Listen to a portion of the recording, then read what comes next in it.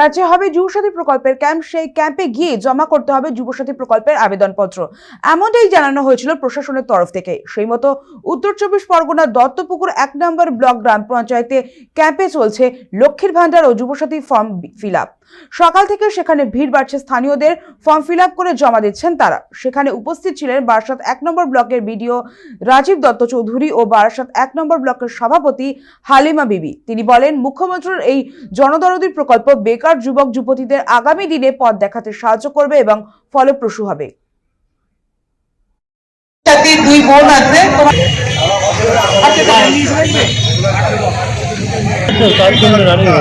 একটু করতালি হইয়া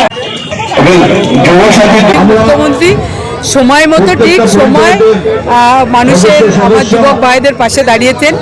তারা ভীষণ উপকৃত। আমি জানি যে যারা পড়াশুনো করছে তাদেরও সহযোগিতা হবে, যারা এখনো সত্যি বেকার, প্রতিদিন বাবা মার কাছে হাত পাততে হতো, তাদের নিজস্ব খরচা, তারাও উপকৃত হবে।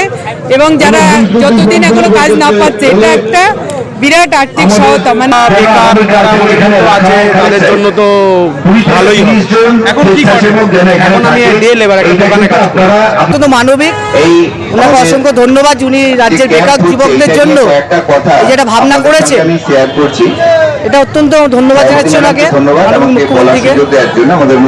এটা দরকার ছিল, এটা দিয়েছেন, আমরা এটাকে পাথর করে এগিয়ে যাবো।